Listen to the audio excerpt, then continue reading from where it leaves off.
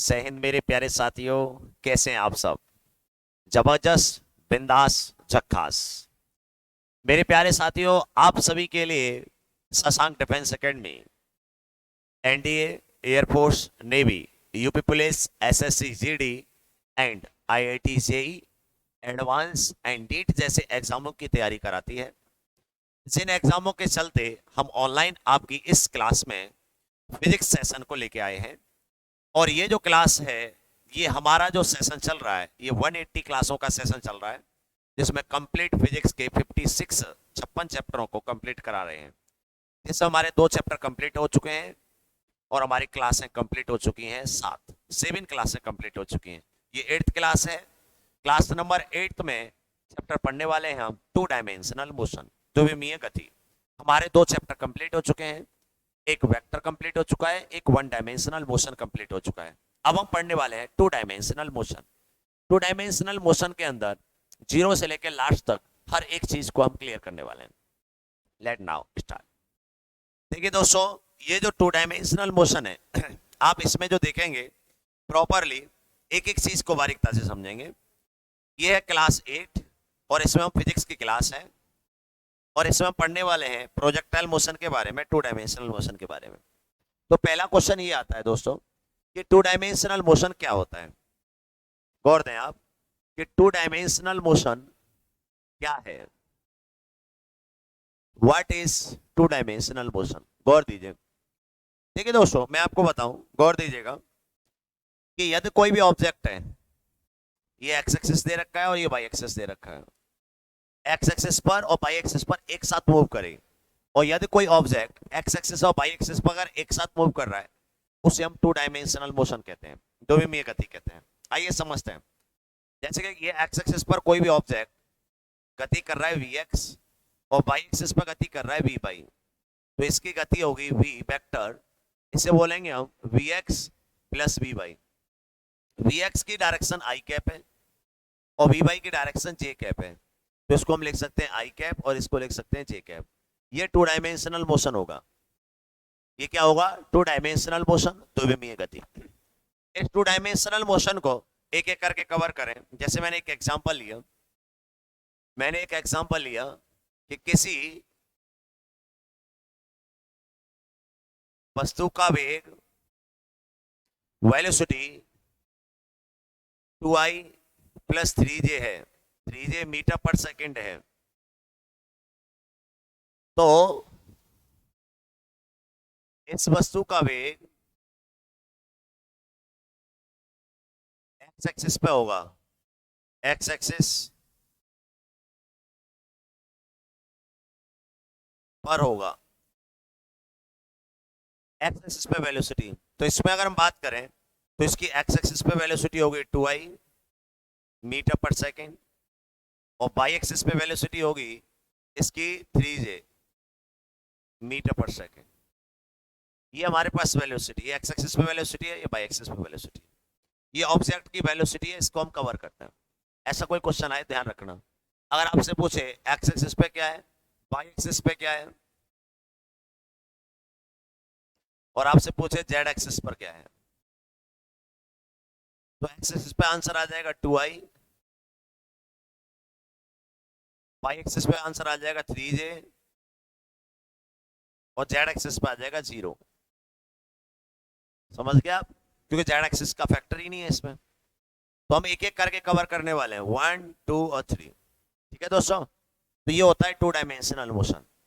अगला पॉइंट आता है कि एप्लीकेशन ऑफ 2 डायमेंशनल मोशन, द्विमीय गति का एप्लीकेशन क्या है। आपने देखा होगा ध्यान दीजिएगा कि अगर हम बात करें नीरज चोपड़ा की, तो नीरज चोपड़ा ने भाला फेंक प्रतियोगिता में भाले को बहुत तेजी से फेंका। तो भाले को न तो सीधा फेंका न ऊंचा, दोनों के बीच में फेंका। इसे बोलते हैं प्रोजेक्टाइल मोशन। तो 2 डायमेंशनल मोशन का एप्लीकेशन जो होता है वो होता है प्रोजेक्टाइल मोशन, जिसे हम प्रक्षेप्य गति कहते हैं। प्रक्षेप गति क्या बोलते हैं इसे? Projectile motion. जिसमें कोई भी ऑब्जेक्ट जो है, ये एक्स एक्सिस है, ये वाई एक्सिस है, एक व्यक्ति यहां खड़ा है, एक व्यक्ति यहां खड़ा है, इस बॉल को ऐसे फेंकते हैं, ये कहलाता है प्रोजेक्टाइल मोशन। समझ गए आप? इसे हम प्रोजेक्टाइल मोशन कहते हैं, प्रक्षेप गति कहते हैं। ये 2 डायमेंशनल मोशन का एप्लीकेशन होता है। इसको बारीकता से आपको समझना चाहिए, क्योंकि इसमें ऑब्जेक्ट की वेलोसिटी v आती है, एक तो आता है आगे की ओर vx और एक आता है परपेंडिकुलर vy। तो क्वेश्चन था हमारा बस इतना, एप्लीकेशन ऑफ 2 डायमेंशनल मोशन, यानी द्विमीय गति का अनुप्रयोग बताइए। आंसर है इतना, प्रोजेक्टाइल मोशन। क्वेश्चन है प्रोजेक्टाइल मोशन कैसे, ये प्रोजेक्टाइल मोशन। अगला पॉइंट आता है, व्हाट इज प्रोजेक्टाइल मोशन? ये प्रक्षेप गति क्या है sir? What is projectile motion? प्रक्षेप गति क्या है? प्रक्षेप गति है कि जब इसमें कोई भी वस्तु है उसको इस तरीके से फेंका जाए, एक साथ एक्स एक्सिस पे भी जाए और वाई एक्सिस पे भी जाए, इसे प्रोजेक्टाइल मोशन कहते हैं मित्रों। ये कहलाता है वी, इसे कहलाता है V X I cap plus V Y J cap. ये कहलाता है प्रोजेक्टाइल मोशन वेलोसिटी। समझ गए आप? इसे हम प्रोजेक्टाइल मोशन कहते हैं। ये प्रोजेक्टाइल मोशन कहलाता है, जिसमें आगे चल के हाइट, यहां से यहां तक रेंज और टोटल ट्रेवल टाइम टी, ये तीनों को निकालने के लिए आपसे कहा जाएगा। यह है projectile motion. What is projectile motion?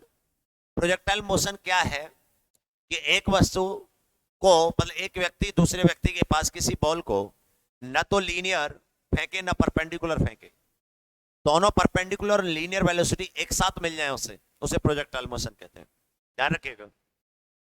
अगला क्वेश्चन आता है, प्रोजेक्टाइल एंगल के बारे में समझाइए हमें। प्रोजेक्टाइल एंगल क्या होता है? कोई भी व्यक्ति है किसी भी बॉल को जिस एंगल पर फेंकता है ऊपर की ओर, उसे प्रोजेक्टाइल एंगल कहते हैं। ये प्रोजेक्टाइल एंगल कहलाता है।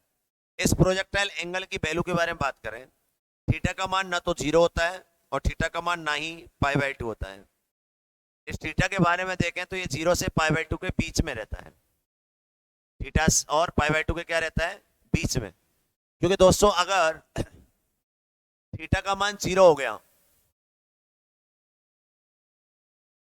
तो ऑब्जेक्ट इस तरीके से मूव करेगा और इसे रेखीय गति कहेंगे। क्या कहेंगे? रेखीय गति, लीनियर मोशन। और यदि थीटा 90 हो गया तो इसे ऐसे गति और ऐसे गति, इसे लंबवत गति कहेंगे, परपेंडिकुलर मोशन कहेंगे। तो यानी बात ध्यान रखिएगा, थीटा जो है प्रोजेक्टाइल एंगल कहलाता है और इस प्रोजेक्टाइल एंगल की वैल्यू होती है, रेंज होती है between 0 to π/2।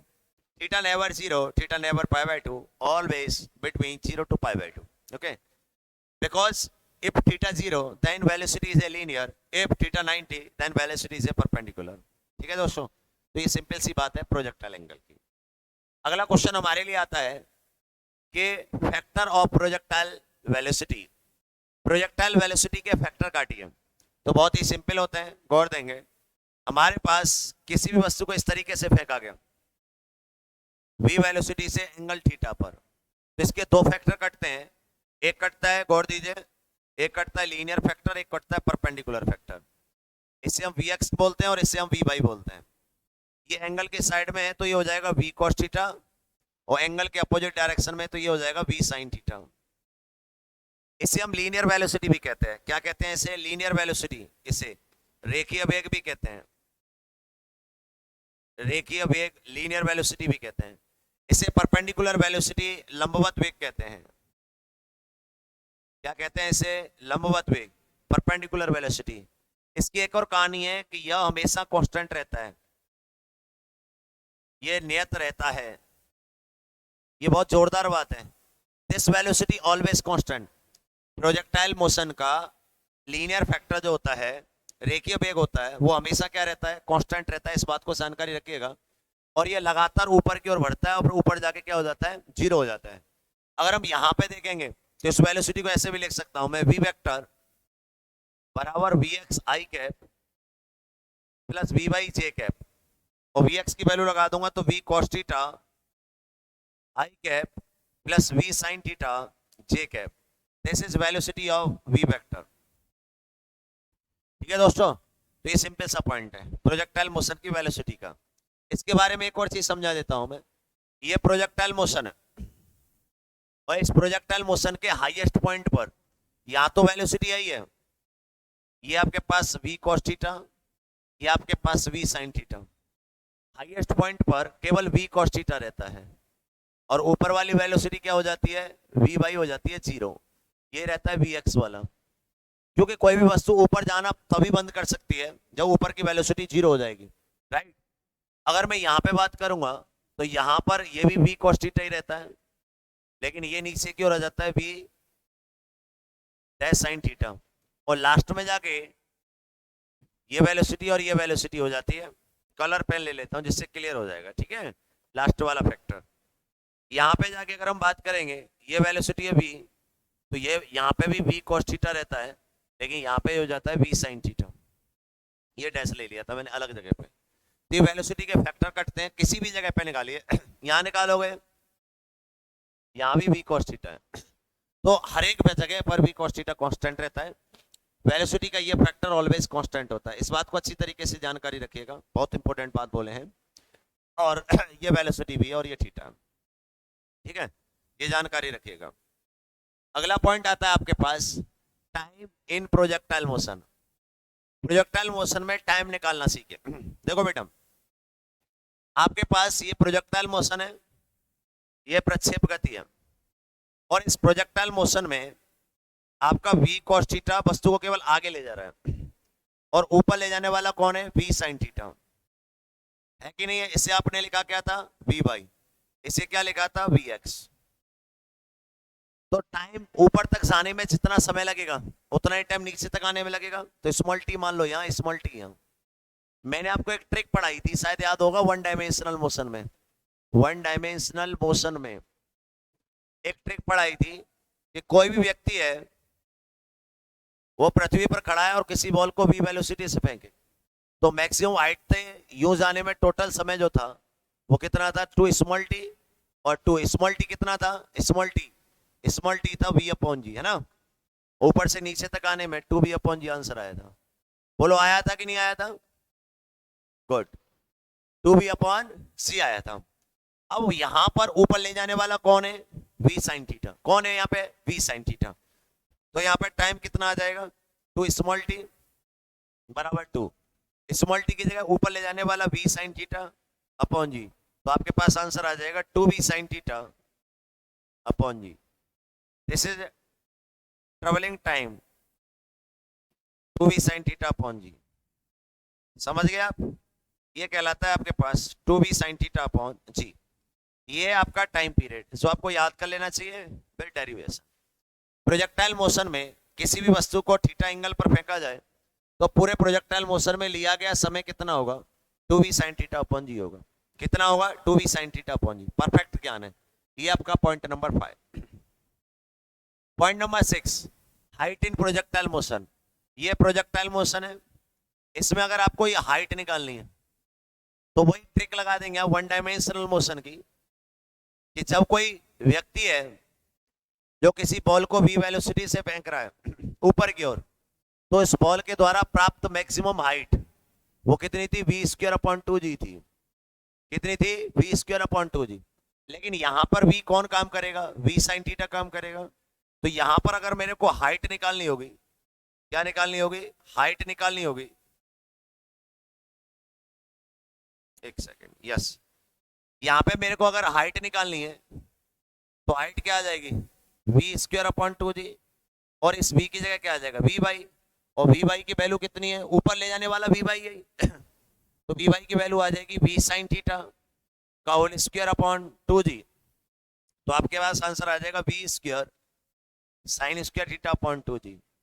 This is a formula for height in projectile motion.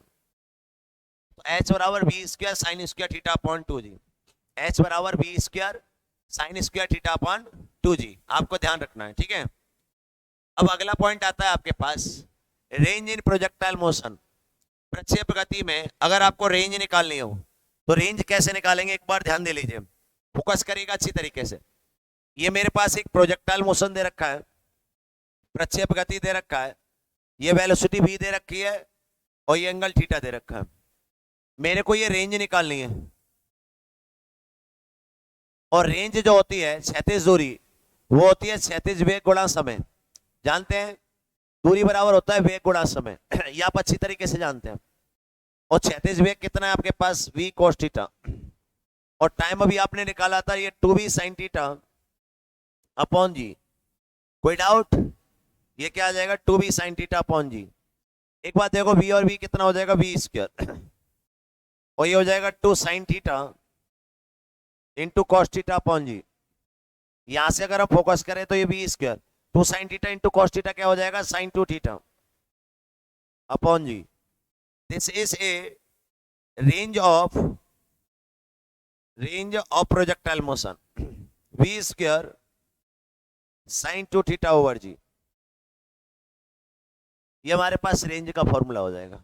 आपको ये परफेक्ट तीनों फॉर्मूले ध्यान रखने चाहिए। मैं एक बार और रिवाइज करा देता हूं। ये प्रोजेक्टाइल मोशन है, इसमें जो हाइट निकालोगे तो ये हाइट होती है v square sine square theta upon 2g। अगर आप टाइम निकालोगे तो ये होता है 2v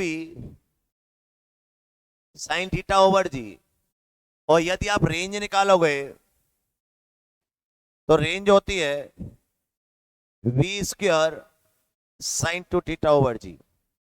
परफेक्ट, आपको ये तीनों क्लियर याद होने चाहिए, गौर दे लीजिएगा अच्छी तरीके से। ये प्रोजेक्टाइल मोशन की कहानी है। प्रोजेक्टाइल यानी velocity and range, height, time in projectile motion, ये हम तीनों कवर कर चुके हैं। आपके माइंड में तीनों सेट होने चाहिए एकदम परफेक्ट, ठीक है। अब मैं इन तीनों के आपस में रिलेशन लिखाने वाला हूं। कुछ इंपॉर्टेंट चीजें आपसे पूछी जाती हैं, ठीक है, ध्यान दे लीजिएगा।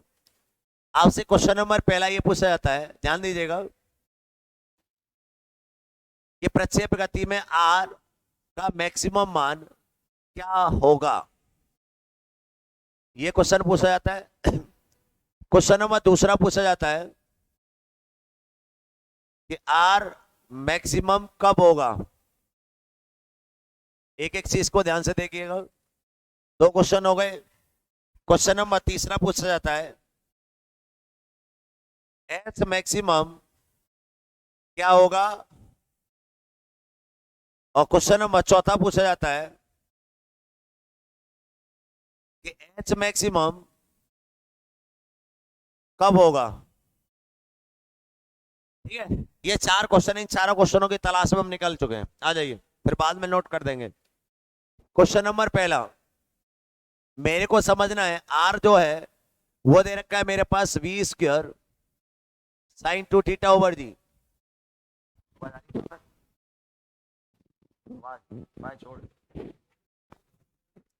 हाँ जी, तो यहां से अगर हम देखें r बराबर v square sine 2 theta over g, इसको अगर हम फोकस करेंगे तो इसका अगर मैं मैक्सिमम मान निकालना चाहूं तो मैक्सिमम वैल्यू जो हो जाएगी वी स्क्वायर ओवर जी। यहां दे रखा है मेरे पास साइन 2 थीटा, इसका मैक्सिमम मान लेना पड़ेगा। और साइन का मैक्सिमम मान कितना होता है 1, तो इसकी वैल्यू आ जाएगी V square upon ji. This is value of range maxima. Question आया था ये कब होगा, कि जब होगा साहब जब आपका साइन 2 थीटा कितना हो गया था 1, तो 2 theta 90 degree, tan theta equal to 45 degree. यानी कि अगर हम बात करें नीरज चोपड़ा की, तो नीरज चोपड़ा ने जब भाला फेंक प्रतियोगिता में भाला फेंका तो मैक्सिमम रेंज तक तब गया था जब उसे 45 डिग्री पर फेंका गया था। समझ गया ना। तो हम लोग डेली मेहनत करते हैं, लेकिन हमारी मेहनत अकस्मात दिखाई देती है लोगों को। क्यों? नीरज चोपड़ा को एक संग फेमस क्यों हो गया, लेकिन उसके पीछे का बैकग्राउंड जो 20 साल की ट्रेनिंग थी ना, उसको कोई नहीं देखता है। यानी उसका रिजल्ट बोलता है दोस्तों, रिजल्ट हम लोगों को फेमस करता है। इसीलिए आप पढ़िए, मेहनत करिए, एक दिन आपको लोग जानने लगेंगे। देखो दोस्तों, ये 45 डिग्री पर उसने प्रैक्टिस किस चीज की जो भाला ही तो फेंकना था। उसने प्रैक्टिस की कि बॉल को इस तरीके से फेंके कि ये जो हाथ है वो अर्थ के साथ में संपर्क लेके वो 45 डिग्री का एंगल बनाए। इस चीज का प्रैक्टिस किया, ठीक है, तो ध्यान रखिएगा। अगला क्वेश्चन हमारे पास आया एच मैक्सिमा क्या होगा। क्वेश्चन नंबर दूसरा कि एच मैक्सिमा के बारे में देखें। एच जो देखा वो देखा हमने B square sine square theta upon 2 G. अगर हम h की मैक्सिमम वैल्यू चाहते हैं तो ये हो सकती है वी स्क्वायर अपॉन 2 जी, और यहाँ आ गया हमारे पास साइन स्क्वायर थीटा, इसको मैक्सिमम लेना पड़ेगा, इसकी मैक्सिमम वैल्यू होती है 1, तो हमारे पास h मैक्सिमम आ जाएगा V square upon 2 G. Perfect, ध्यान रखिए। क्वेश्चन आया ऐसा कब हुआ, कब हुआ सब ऐसा, कि सब हुआ जब साइन स्क्वायर थीटा कितना हो गया था, 1 हो गया था। साइन स्क्वायर थीटा 1 हुआ तो साइन थीटा की वैल्यू प्लस माइनस 1 आ गई। अब मेरी बात ध्यान दीजिएगा कि अगर मेरे पास साइन थीटा की वैल्यू प्लस माइनस 1 आई है, गौर दे लीजिएगा, तो मेरे पास दो कंडीशन बनी। एक कंडीशन ले ली मैंने साइन थीटा बराबर 1, ठीक है ना, परफेक्ट है ना, बरोबर, और साइन थीटा बराबर -1 बरोबर है, और थीटा की वैल्यू कितनी आ गई यहाँ पे 90 डिग्री, और यहाँ थीटा कितना आ जाएगा 3π/2। ये कभी पॉसिबल नहीं है। क्यों पॉसिबल नहीं है, रेंज ऑफ एंगल अभी आपने पढ़ा था इसी वीडियो में, तो इसीलिए कभी प्रोजेक्टाइल एंगल 90 से ऊपर नहीं हो सकता, तो ये π/2 आ गया, तो परफेक्ट आंसर आ गया। मेरे पास मेरे जो क्वेश्चन स्टार्ट किए उसके आंसर आ चुके हैं, आ जाओ रेडी हो जाओ। पहला क्वेश्चन है आर मैक्सिमम क्या होगा, वो होगा वी स्क्वायर अपॉन जी, ठीक है, कब होगा, जब थीटा हो जाएगा π/4, बोला यस या नो, परफेक्ट। एच मैक्सिमम क्या होगा, वैल्यू होगी इसकी वी स्क्वायर अपॉन 2 जी, कितनी हो गई वी स्क्वायर अपॉन 2 जी, कब होगी, जब हमारे पास थीटा π/2 होगा, बरोबर है एकदम, एक एक चीज को कवर करके चलिएगा, परफेक्ट क्लीन। ये हमारे पास पॉइंट है, अभी तो शुरुआत है दोस्तों, ये डेरिवेशन हो रही है, भयंकर चीज और आने वाली है। आपसे ये भी क्वेश्चन पूछा जा सकता है कि जब आर मैक्सिमा है तो एच क्या होगा, आपसे ये भी क्वेश्चन पूछा जा सकता है, जब आपके पास आर मैक्सिमा है तो एच क्या होगा। आप जानते हैं कि आर मैक्सिमम कब होता है,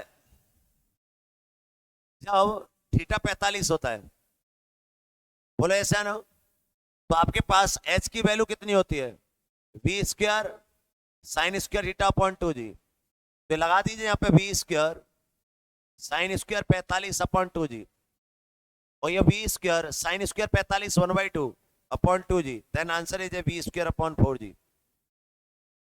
तो जब आपके पास आर मैक्सिमम है तो एच हो जाएगा वी स्क्वायर अपॉन 4 जी। इसमें एक और चीज समझा देते हैं, ध्यान दीजिएगा, एक और चीज समझा देते हैं। इस कंडीशन में आपको एक बात समझ लेनी चाहिए, गौर से देखिएगा कि जब आर मैक्सिमम है तो एच की वैल्यू जो है वो आर मैक्सिमा अपॉन 4 है, चेक कर लो आप, आर मैक्सिमा अपॉन 4 है। क्यों, क्योंकि आर मैक्सिमम की वैल्यू कितनी होती है, वैल्यू होती है वी स्क्वायर अपॉन जी, और ये कितना दे रखा है वी स्क्वायर अपॉन 4 जी, समझ गए आप, तो ये दे रखा है वी स्क्वायर अपॉन 4 जी, तो ये आर बराबर 4h दे रखा है, आर बराबर क्या आ गया ये दोस्तों 4h आ गया। ये एक नॉलेज है आपके लिए, आगे चल के और सिंपल बना देंगे इसे। एक और क्वेश्चन आ सकता है, नेक्स्ट क्वेश्चन आपके लिए आ सकता है कि जब एच मैक्सिमम है तो आर क्या होगा,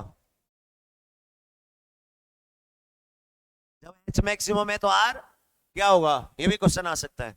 अब ध्यान दीजिए, एच मैक्सिमम कब होता है, जब आपका थीटा कितना होता है π/2, तो आर की जो वैल्यू है वो आती है we square sine 2 into π/2 upon g, यही तो आती है, इससे ये कट जाएगा, तो वी स्क्वायर साइन π/जी, और साइन पाई की वैल्यू 0 होती है, तो आर के हम क्लियर हो गया होगा। चलिए अब हम एक और चीज देखने वाले हैं, आपसे दो क्वेश्चन पूछे जाते हैं, गौर दे लीजिएगा। मेरे पास एक क्वेश्चन पूछा गया कि जब कोई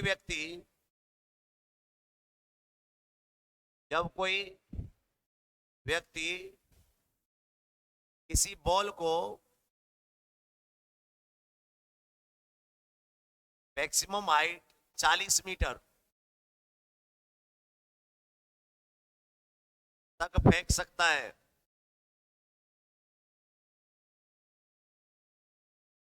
तो वह रेंज में कितना फेंक सकता है।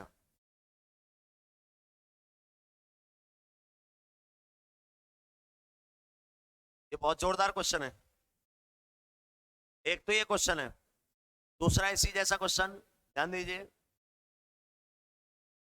जब कोई व्यक्ति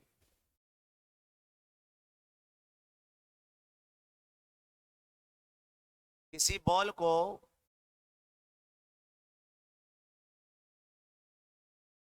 मैक्सिमम हाइट 40 मीटर तक फेंका, तो बॉल की रेंज क्या रही होगी?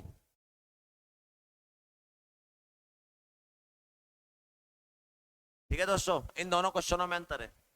यहां पर उसी केस में आपसे रेंज पूछ रहा है। यहां पर पहले हाइट में फेंका है, फिर रेंज में फेंक रहा है। यहाँ पे दो बार फेंक रहा है, ध्यान दीजिए। यहाँ पे क्या कर रहा है, पहले इसने हाइट में फेंका है 40 मीटर, फिर इसने रेंज में फेंका है, तो आपसे ये पूछा है। ठीक है। दूसरा, इस केस में इसने हाइट में 40 मीटर फेंका है, तो रेंज क्या रही होगी? तो इसका एक बहुत ही गजब का एक शॉर्ट ट्रिक है, वो मैं आपको समझाऊंगा, डेरिवेशन भी कराऊंगा, पहले आप समझ लो। देखो बेटा, एक जगह तो ट्रिक लगती है आर बराबर 2h, एक लगती है आर बराबर 4h, तो कंफ्यूजन हो जाता है कहाँ कौन सी लगनी। तो जहां दो बार फेंक रहा है तो वहां लगेगी 2h, आर बराबर 2h, ट्रिक। और जहां एक ही बार फेंक रहा है वहां लगेगी आर बराबर 4h, ट्रिक डायरेक्ट अप्लाई करो, सीधे आंसर। तो यहाँ पे आपको आर निकालना है, तो 2 × h 40, तो रेंज में फेंक सकता है 80 मीटर, परफेक्ट। और यहाँ पे उसी में बात कर रहे हैं, तो 4 × 40, तो यहाँ 160। ये परफेक्ट ध्यान रखिएगा आप, परफेक्ट एकदम माइंड से। यानी कि अगर हाइट में फेंक रहा है फिर रेंज में फेंक रहा है तो आर बराबर 2h, और उसी में बात कर रहा है तो आर बराबर 4h। अभी मैंने कराया था ये वाला पॉइंट, और ये वाला पॉइंट आप जानते हैं, क्योंकि इसकी जो हाइट रेंज, हाइट मैक्सिमम रहती है वो रहती है v² / g, v² / 2g, और इसकी रहती है v² / g, तो ये डबल ही तो हो गया। ये तो वैल्यू रहती है v²/g, और ये जो वैल्यू रहती है ये रहती है v² / 2g। तो अगर मुझे v²/g निकालना है तो दो का मल्टीप्लाई तो करूंगा, लेकिन फिर भी मैंने आपको बिना किसी डेरिवेशन फालतू की कलेस के सीधे सीधे आपको क्वेश्चन करा दिया, बरोबर है ना? एकदम अच्छी तरीके से याद रखिएगा, गजब की शॉर्ट ट्रिक है, प्रॉपर याद रखेंगे आप, ठीक है, एक एक चीज। फिर भी हमारे पास एक और क्वेश्चन आ जाता है, एक और एग्जांपल आता है, रेंज आर एंड एच में relation, relation between range and height. तो मेरे भाइयों, रेंज जो होता है वो होता है v² sin 2θ अपॉन g, पहले इक्वेशन। और मेरे भाइयों, h जो होता है वो रहता है v² sin² θ अपॉन 2g, दूसरी इक्वेशन। इक्वेशन फर्स्ट में सेकंड से भाग दे दीजिए, r अपॉन h ले आओ, तो यहां आ जाएगा v² 2 sin θ into cos theta upon g, खोल दिया है वो, ठीक है। और ये v² sin² θ upon 2g, v² से v² कट जाएगा, एक साइन से एक साइन कट जाएगा, जी से जी कट जाएगा, तो यहाँ कैलकुलेशन करोगे तो ये ऊपर चला जाएगा 4, 2 और 2 ऊपर चला जाएगा 4, और यहाँ ध्यान देंगे यहाँ कॉस आ रहा है या साइन आ रहा है, तो 4 यहाँ क्या हो जाएगा, कॉट थीटा, क्या हो जाएगा 4 कॉट थीटा, दिया जाएगा r अपॉन h।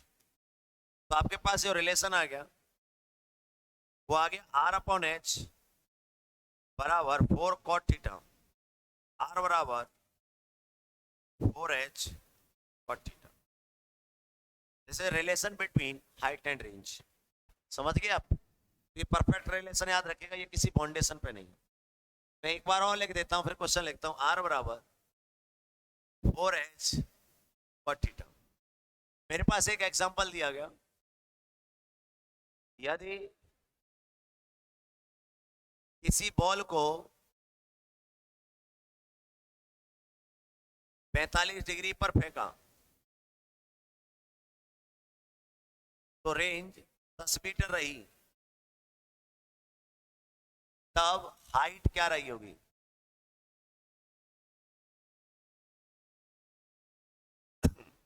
ठीक है भाई साहब, हाइट क्या रही होगी ये क्वेश्चन पूछा। तो आर बराबर 4h कॉट 45, कॉट 45 1 होता है, तो आर बराबर यहां से आ गया 4h, वो भी डेरिवेशन प्रूफ हो गई।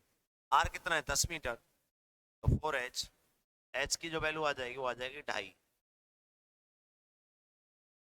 बात समझ में आ गई? इस तरीके से आप क्वेश्चन को कर सकते हो।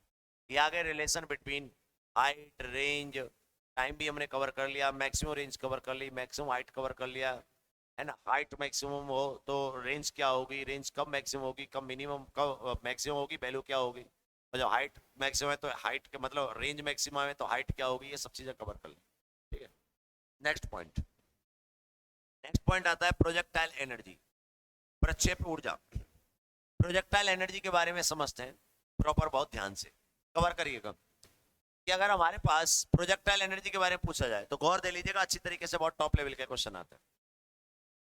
यह है प्रोजेक्टाइल मोशन, और वस्तु को यहां से फेंका गया है, और यहां पर वस्तु की दो वेलोसिटी है, ए है थीटा,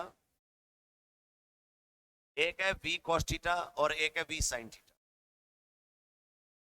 वी साइन थीटा इसको हाइट दे रही है, तो वी साइन थीटा देगी पोटेंशियल एनर्जी। कौन सी देगी? ये पोटेंशियल एनर्जी देगी। बात समझ में आई? पोटेंशियल यानी स्थितिज ऊर्जा देगा।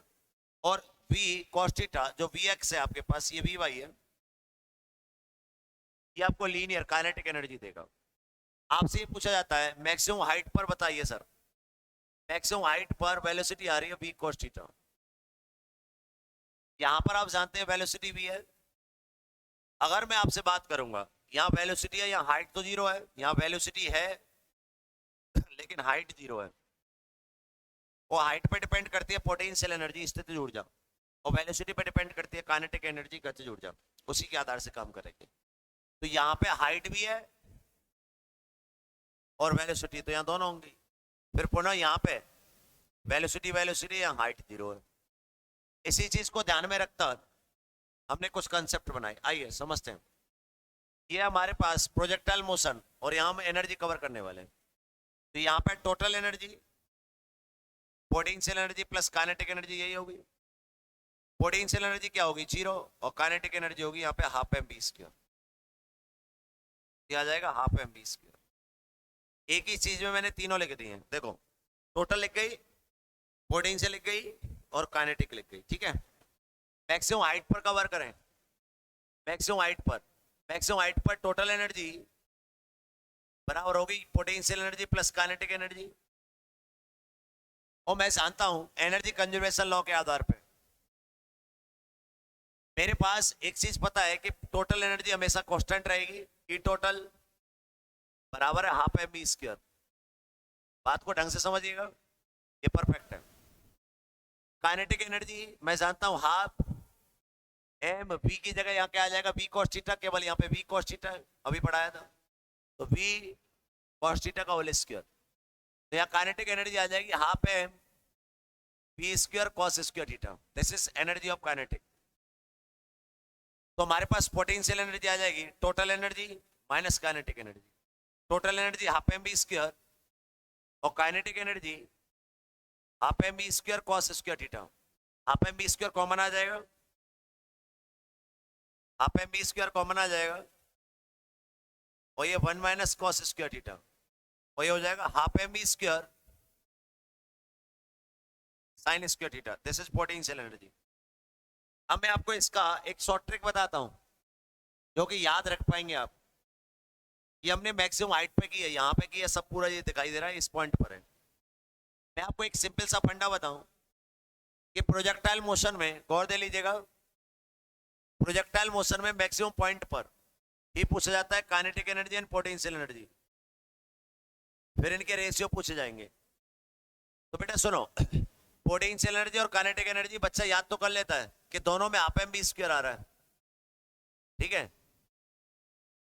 लेकिन बच्चा भूल जाता है कि साइन किस में था, कॉस किस में था। तो देखो काइनेटिक भी क से स्टार्ट होता है, किससे स्टार्ट होता है? क से, तो काइनेटिक में आएगा कॉस स्क्वायर थीटा। अब दूसरा अपने आप आ जाएगा साइन स्क्वायर थीटा। पहली कहानी क्लियर हो गई, बोलो समझ में आया कि नहीं आया? राइट। फिर आता है रेशियो पूछने के लिए, तो रेशियो पोटेंशियल एनर्जी देखो काइनेटिक एनर्जी रेशियो पे पोटेंशियल एनर्जी, तो kinetic energy half M B square cos square theta, और ये half M B square sine square theta. Half M B square से half M B square cut जाएगा, तो क्या आ जाएगा कॉट स्क्वायर थीटा। तो बच्चा फिर इसके कंफ्यूजन रहता है कि साइन स्क्वायर थीटा था कि कॉस स्क्वायर थीटा था कि टेन था कि कॉट था। तो देखो बेटा रेशियो पूछ रहे हैं तो आएगा पक्का टेन और कॉट में से, तो देखो क, तो इसलिए आता है कॉट स्क्वायर थीटा, और नीचे होगा का तो नीचे कॉट, तो वो टेन स्क्वायर थीटा। तो आपके लिए फंडा बन गया, बहुत ही इंपॉर्टेंट चीज। काइनेटिक एनर्जी में प्रोपोर्शनलिटी देख लो, proportionality kinetic energy proportional to cos square theta,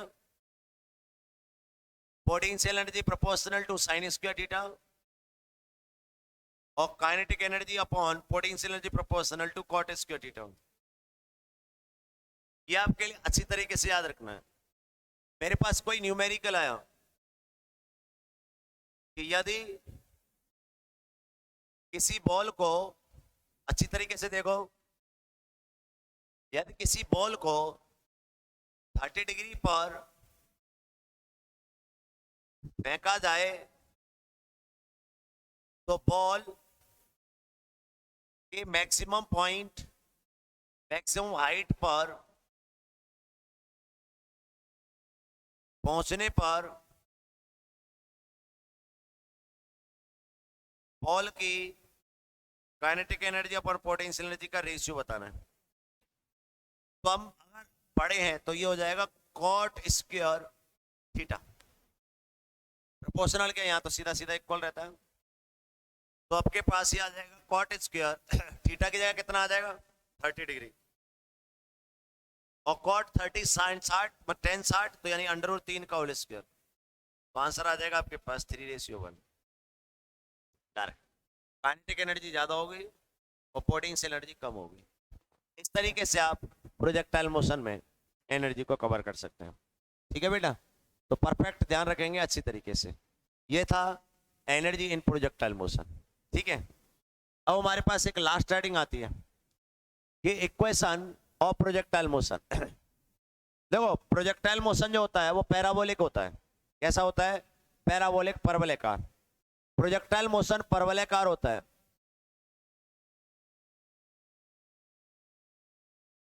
इसकी इक्वेशन कवर होती है, ये मेरे पास एक्स एक्सिस दे रखा है, ये मेरे पास वाई एक्सिस दे रखा है, और यहां से अगर आपने प्रोजेक्टाइल मोशन किया तो अगर इसकी हाइट पाई मिली और रेंज एक्स मिली और आपने वेलोसिटी वी और थीटा प्रोजेक्टाइल एंगल रखा, इतने में सब जानते हैं। तो इसकी एक इक्वेशन आती है जो आपको याद रखनी है, पाई बराबर X tan theta minus ji x square upon 2u square cos square theta. Very important and helpful this equation for competition exam, क्योंकि यह एग्जामों में डायरेक्ट पूछने को आती है। एक्स में पावर 2 और पाई में power 1 is called parabolic equation. And इस इक्वेशन को याद रखिएगा, एक्स टेन थीटा माइनस जी x square upon 2u square cos square theta. ये होता है बेटा आपका प्रोजेक्टाइल मोशन। बहुत ही बारीकता से कवर करके रख सकते हैं आप एक एक चीज को, अच्छी तरीके से ध्यान रखिएगा, मिस्टेक नहीं होनी चाहिए, ध्यान रखना इस चीज को। ये है प्रोजेक्टाइल एंगल की बात। तो ये कंप्लीट चैप्टर था आपका projectile motion. Thank you so much, जय हिंद।